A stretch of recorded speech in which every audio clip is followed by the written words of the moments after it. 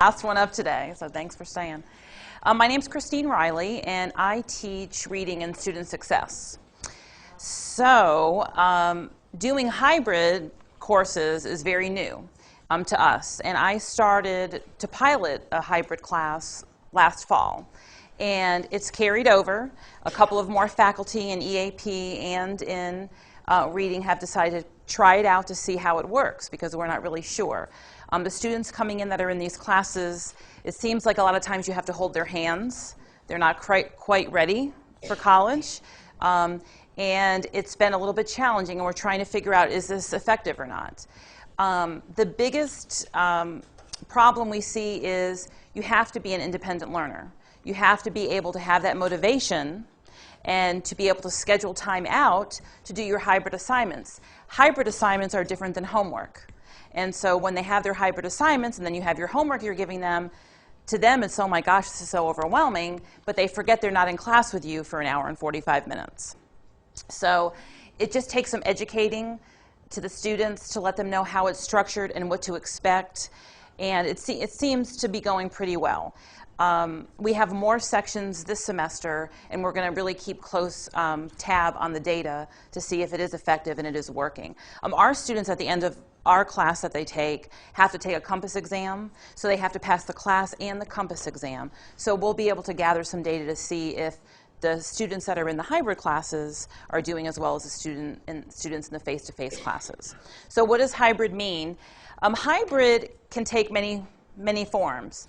The first semester that I did it, what I did was I had a 2-day-a-week class, and rather than meeting for, I think, the hour and 45 minutes each time, I met for the hour and 45 minutes and then just 45 minutes the second day. So I still saw them 2 days a week, but the second day was shortened. To me, that wasn't very effective, because 45 minutes by the time everybody's there and sits down ends up being about 30 minutes. And it's just not, it just didn't work very well, especially as I teach reading. So we're reading passages and getting into things, and really 45 minutes was not enough. So this summer, I decided to take it a little bit different and have one day meet and the whole next day be hybrid, even in a 2-day-a-week course. Some of our instructors are having a Monday, Wednesday, Friday class. This is true in EAP, and they're only meeting Monday, Wednesday, and not meeting for that Friday. So that's very appealing to the students who are in Monday, Wednesday, Friday classes, as you can imagine. So it could take many forms, and it's just up to you and how free your dean is, and how you structure your class. There's lots of hybrid classes around, so I'm sure within many of your disciplines you can talk to someone who is in a hybrid class, and they can give you some input in how that's working. So we have a lot of math hybrids, right? Yes. Lots of math hybrids. English hybrids. Yeah. A lot of iTech. iTech. So this is all new. So I wanted to talk to you a little bit about what hybrid looks like. They do have, I don't know if it's going to continue, but the Hybrid Fellows program. Okay, where if you're interested in teaching a hybrid class, there's a workshop you can do in the summer that gives you some little ideas and hints and helpful ways of making it successful. I am not a tech person at all, so I was very intimidated about even trying this. And I do need to keep using the tools that I've learned, but it really is easy. And once you get into the swing of things, it seems to go just fine. It's just finding new and innovative ways to present the material in a hybrid way that still makes the students engaged. And it is a challenge for the type of students that we teach. So this was my first attempt at hybrid. And this was back in the fall, last fall. And this is Blackboard, and I know that I think we're going to another version soon. Not too soon. Not too soon, okay, good, because we don't have to relearn anything. That's good to know. But everyone has to set up their Blackboard courses. So this is a great tool, and before hybrid, I didn't even use all the tools on here like I should. I realized, wow, there's a lot of really great tools to have the students interact online, but when I took the Hybrid Fellow workshop, I realized I could really use this in an effective way. So I just wanted to tell you a little bit about how I use it in my class, and maybe you can see how that can transfer to whatever discipline you're in. One of the things that I did was we read a novel. And so what we did was we used, rather than them coming in and doing book clubs or literature circles, whatever you want to call it, in your class, they did it online, and they interacted with each other. One of the problems we faced was not everybody was doing their homework, and so, yeah, so there wasn't anything there for students to respond to, because that was part of their grade, for them to respond to other students' posts. So later what I did was I decided to just everybody had their own individual assignment that they posted online. So it wasn't dependent on any of the other students in class. And that seemed to work way better. I would like the interaction, and I like that component, but it wasn't working very well for that type of student. But just to give you an idea, this is very easy to work with. I picked out one of the better ones. Let's see. If you go into assignments, this is where, no, not assignments. Hold on. This is where you can set up your whole semester. So before the semester, I would set up every week. I would put due dates. Everything would be there for them. This is one, book club 1, week 2, is kind of what it looks like. They each post their roles, whatever their role is, and then I can go in and look to see what it looks like. They can upload things if they want, like when we're doing discussions, they can upload. But this is kind of what it looks like within Blackboard. So you can set up, what was good is I set up the groups in class, but then the groups were also set up online. So they could just be at home and they can do their roles and they still have the same people in their groups online, but you can set it up that way to where their group in class is the same group online. So really it's kind of like cooperative learning that could be done in any discipline but online. Hopefully you can find a way that might help. You also can go to I use this a lot, is using the blog within the discussion, and I would just post a question. Like this semester with my hybrid students, we're going to read a selection in class, but then I'm going to post a follow-up question that's going to be graded afterwards. And what's great about using like the assessment tool or the assignment tool in Blackboard is that the grade automatically goes into your grade book. So you can set up a rubric here. You can make your own rubric. They have a tool in here that has a rubric that you can tweak a little bit. But once you grade the rubric, the grade goes straight to your grade book. So isn't that great? You don't have to have any papers with you. I mean, that's the greatest thing. I'm going to try and do as much as I can in Blackboard because the grade automatically goes and I don't need to lug papers around. The grade is already there and already put in. I don't even have to post a grade in Blackboard.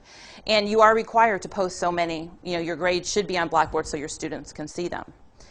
To me, the great tools that I've used are assignments and also the discussion tool. And I'm going to start using the assessment tool. You can actually build assessments within Blackboard. Some places you can even import, some publishers you can import assessments, which I'm going to work on this semester. And then again, the grade automatically goes into your grade book. So I have had success with it. I think the students really like if they can handle only coming to class that one day a week and having that time freed up. And I stress to the students that you don't have to do your assignment on Wednesday. It gives you that freedom. So if you're working, and most all of our students, if you ask them, are working outside of, they're not devoting all of their time to us. And it's really hard with families and working. And so it gives them that flexibility that on Sunday they can do the assignment. On Saturday they can do it wherever, whenever, 2 o'clock in the morning. It just gives them that flexibility. So I've enjoyed it, and I'm hoping that it will be successful. Now, I've used Echo, and I'll just show you real quick because I know we're running out of time. But what I did was, for my Echo, am I getting started? I also had a video. Oh, I'm in the wrong thing. There you go, sorry. I also had a video to get them started.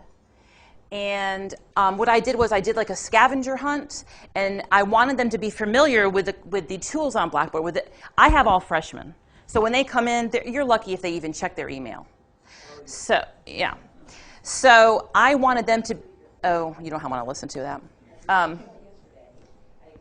she has the video portion on, so that's optional to you. Yeah, I tried it out. I was being brave. I probably did it about 30 times in my office because I'm like, oh, I said that wrong, and you know.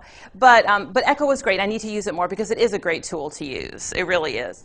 But what I did was I used Echo to get them familiar with the tools on Blackboard that they would be using. So it was a way for them to actually, they were made to get on because otherwise they won't, especially when you're dealing with freshmen. And not all of you will be, but you know, it's a little bit more difficult to get them motivated. So, but anyway, so this was a little Echo, and I'm going to do this again this semester, and hopefully it will just make them more familiar with it, and they'll feel more comfortable when they get on it. It's not difficult. If I can do it, I always tell them you can do it. It's very easy to do. Another tool I'll show you real quick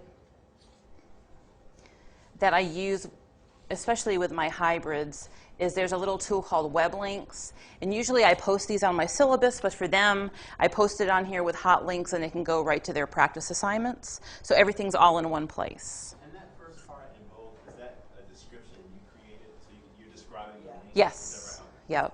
Like StudyStack is an online flashcard website that Stephanie had given me, and I love using it. So you can use it for any discipline with flashcards. If you ever use flashcards or vocabulary, it's really great for online. So anyway, this was just another place where they had that hybrid component. It had all the links in one place. Let's see if there's anything else I wanted to say. That's really it. I mean, like the big thing that I would say would be is just to differentiate between your hybrid assignment and your homework. That seemed to be the biggest confusion with my students, and to just you know, it's really a gift that you're not in class, you know, for one whole day. I would have loved that in school, and since we don't have all online courses, this is a really good option for them if they feel like they're ready for it. Anybody have any questions? Well, the homework for the hybrid, we have like an online reading program that they have to work through, and all of my book clubs were online rather than in class. Different, and we're going to do it a little bit different this semester, so we're just trying different things out. Having more assignments online, you know, reading assignments versus in class. So. But don't you find with the student success kids, because they don't have the skills, the self-discipline, everything else, that it's just another excuse for them not to, Well, teach student success, right. the English. Right. It's like teaching high school. Yeah. It's like teaching ninth grade. You have to be really strict with your attendance, Right. especially with the hybrids because they're meeting half the time face-to-face than a normal class would. So we have really, really pulled in the reins on attendance and made it, like you said, you know, affect their grade. So if you're not here, then your letter grade keeps going down and down. And in our class, you have to get a 70 in the class in order to take the Compass exam. So it is incentive for them to come. Any other questions? Let your dean know if you're interested in teaching hybrid courses, because we will be looking for suggestions from the deans for participants in the next fellows. Is that part-time as well as full-time? I can't say that. Your dean. That's your dean to make it. All right, y'all have a good day. Thank you.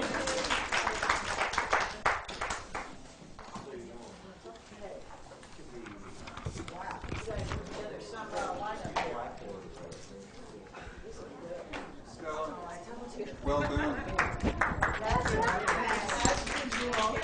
As usual. I know. I want to get in touch with Jim. Did he have any really apps? I want to know. Yeah. iPad apps. Yeah. I was thinking because I need some suggestions. Yeah. Hey, Rex. Rex, we had a lot of discussion here about the smart tools and everything, and I told them that we would have a symposium set up in the Fiddle for them to practice, because there were questions about that. Where are we on that? Okay. Yeah.